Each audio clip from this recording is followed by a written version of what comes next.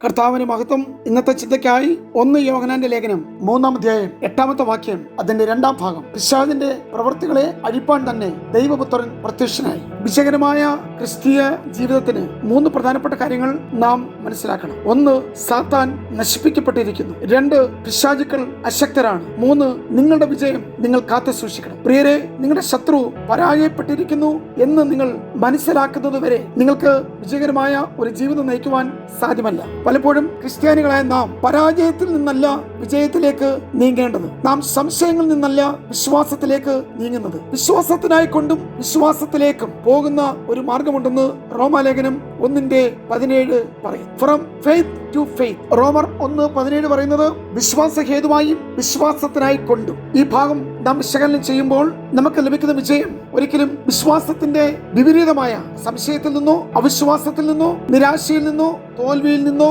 അല്ല, മറിച്ച് വിജയകരമായ ഒരു ജീവിതം കെട്ടിപ്പടുക്കുന്നത് വിശ്വാസത്തിന്റെ ശക്തിയിൽ നിന്നുമാണ്. അപ്രകാരം തന്നെ വിജയത്തിലേക്കുള്ള നമ്മുടെ പ്രയാണത്തിന് തുടക്കം, ഒരിക്കൽ കൂടെ പറയുന്നു, അത് പരാജയത്തിൽ നിന്നല്ല വിജയത്തിൽ നിന്നുമാണ്. ക്രിസ്തുവിന്റെ വിജയം. 1 കൊരിന്ത്യർ ലേഖനം 15:57. നമ്മുടെ കർത്താവായ യേശുക്രിസ്തു മുഖാന്തരം നമുക്ക് ജയം നൽകുന്ന ദൈവത്തിന് സ്തോത്രം. നിങ്ങളുടെ ജയം ഉറപ്പിക്കപ്പെട്ടതാണ്. പൈശാചിക ശക്തികളെ ജയിക്കുവാൻ നിങ്ങളുടെ മേൽ അധികാരമുണ്ട്. നാം അറിഞ്ഞിരിക്കേണ്ട പ്രധാന സത്യം, പലപ്പോഴും നാം നിസ്സഹായരും നിരാശരുമായി നമ്മെ തന്നെ സാത്താൻ ഇരകളായി സ്വയം കരുതുമ്പോൾ ഒരിക്കലും വിജയാളികളായി തീരുവാൻ നമുക്ക് കഴിയുന്നില്ല. ദൈവത്തിന്റെ രാജകുടുംബത്തിലെ പുത്രന്മാരെയും പുത്രിമാരെയും പരാജയപ്പെടുത്തുവാൻ ഒരിക്കലും പിശാചിന് ശക്തിയുമില്ല, അധികാരവുമില്ല. എന്താണ് വിശുദ്ധ തിരുവെഴുത്തുകൾ പറയുന്നത്?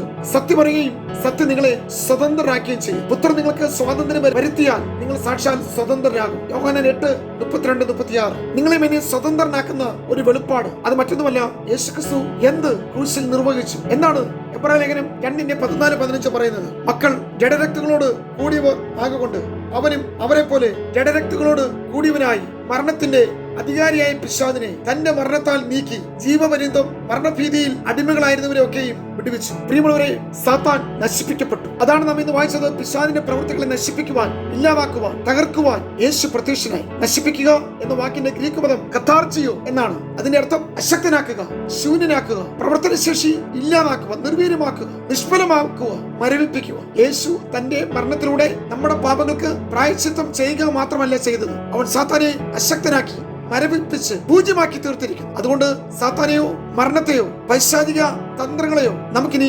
ഭയപ്പെടുവാനില്ല. എനിക്കിത് പറക്കാനും നിങ്ങളോട് പങ്കുവെക്കാനുള്ള സുവാർത്ത എന്ന് പറയുന്നത്, മരണത്തിന് അതിന്റെ വിഷമുള്ള നഷ്ടമായി. മരണത്തിന്റെ എല്ലാവിധമായ പ്രത്യാഘാതങ്ങളെയും നാം ഇനിമേൽ ഭയപ്പെടേണ്ടതില്ല എന്ന് യേശു തന്റെ മരണത്തിലൂടെ കാണിച്ചു തന്നു. അതിന് മനുഷ്യന്റെ ആത്മാവിനെയോ ദേഹിയോ നശിപ്പിക്കുവാൻ കഴിയുകയില്ല. ക്രിസ്തുവിന്റെ പുനരുത്ഥാന ശക്തിയിൽ വീണ്ടും പ്രത്യക്ഷമാകുമ്പോൾ നമുക്കും കർത്താവിനെ പോലെ മഹത്വീകരിക്കപ്പെട്ട ഒരു ശരീരം ലഭിക്കും. അതുകൊണ്ട് പൗലോസ് ഇപ്രകാരം വെല്ലുവിളിക്കുകയാണ്, ഹേ മരണമേ, നിന്റെ ജയം എവിടെ? ഹേ മരണമേ, നിന്റെ വിഷമുള്ള എവിടെ? നമ്മുടെ കർത്താവായ യേശുക്രിസ്തു മുഖാന്തരം നമുക്ക് ജയം നൽകുന്ന ദൈവത്തിന് സ്തോത്രം. 1 കൊരിന്ത്യർ ലേഖനം 15:55-57. അതുകൊണ്ട് ക്രിസ്തു സകലത്തിലും വാഴുന്നു. അതെ, മരണത്തിലും പുനരുത്ഥാനത്തിലും കൂടി സാത്താനുമേൽ യേശു നേടിയ വിജയം മരണത്തിന്റെയും സാത്താന്റെയും ഭയത്തിൽ നിന്ന് നമ്മെ വിടുവിച്ചിരിക്കുന്നു. സാത്താൻ നശിപ്പിക്കപ്പെട്ടിരിക്കുന്നു, പിശാച് പരാജയപ്പെട്ടിരിക്കുന്നു എന്നുള്ള വചന സത്യം നിങ്ങൾ വിശ്വസിക്കുക മാത്രം ചെയ്യുക. സാത്താന് ലോകത്തിന്മേൽ ഉണ്ടായിരുന്ന അധികാരം അവനിൽ നിന്നും എടുത്തു മാറ്റപ്പെട്ടു. സൃഷ്ടിയുടെ മേൽ ഭരിക്കാനുള്ള അവന്റെ അവകാശത്തെ ക്രൂശിക്കപ്പെട്ട ക്രിസ്തു നീക്കിക്കളഞ്ഞു. അധികാരത്തിന്റെ രാജകീയ അടയാളമായ ചെങ്കോൽ അവനിൽ നിന്നും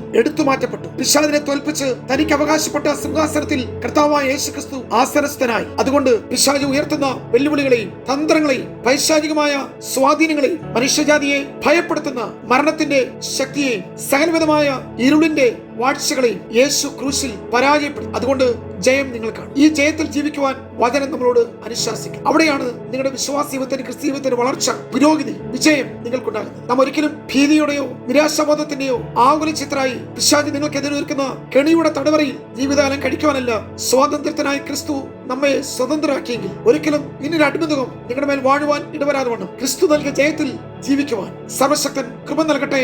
ഗോഡ് ബ്ലെസ് യു.